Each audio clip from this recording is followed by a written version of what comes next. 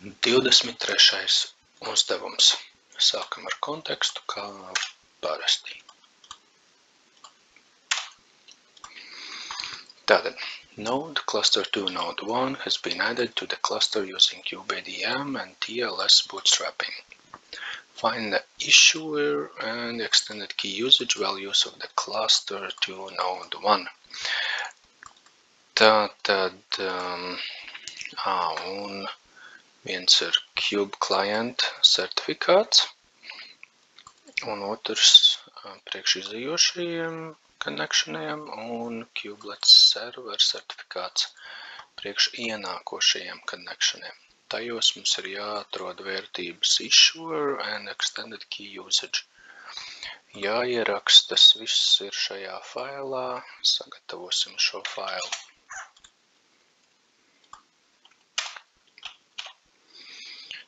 Ok, sāksim ar pirmo. Tātad, protams, ka tas viss ir izdarāms tikai no konkrētās nodes. Un viss tātad darbojas no Kubelet procesa, servisa. Service, Kubelet,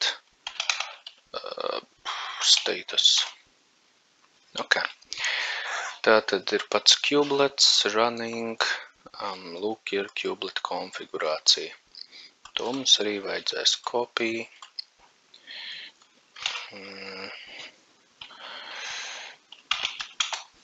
Cat paste un konfigurācijas fails, copy paste.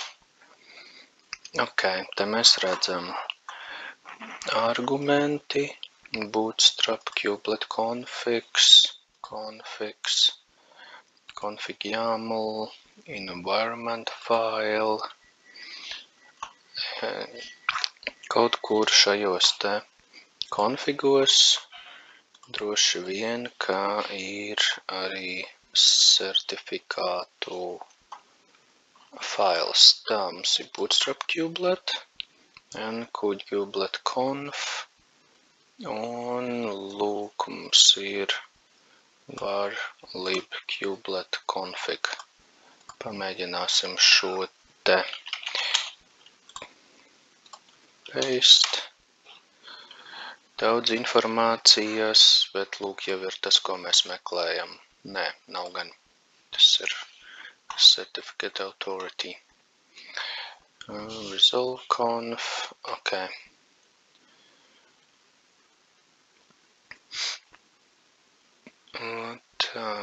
Tā, labi. Pamēģināsim citu. Varlib kubelet, kas vēl mums te bija? Bootstrap, etc, copy,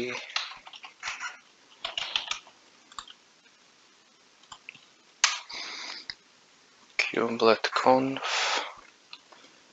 no such file or directory, tas gan ir interesanti. Ok, tālāk. etc, kubelet conf, pameklējam, copy, cat, paste, kubelet conf ir, te ir clusteris, client certificate, kubelet client current PAM, kubelet client current PAM. Šis varētu būt tas īstais. Ok, paskatāmies, kas ir iekšā šajā failā. Nesalasām informāciju, jo tas ir certifikāts. Tāpēc mēģinām ar Open SSL X509 no out text in un šo te certificate file. Aha, Lūk, ir informācija par certifikātu. Un tas, ko mums vajag no šī izvilkt, ir issuer. Tātad CN Kubernetes, kas tieši mums ir jāierakstē failā. Issuer extended key usage. Issuer. Droši vien nokopēsim visu šo rindu.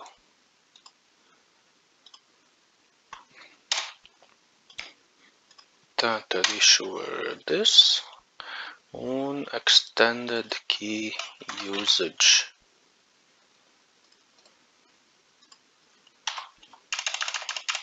Pameklēsim kaut ko pēc vārdā extended key usage.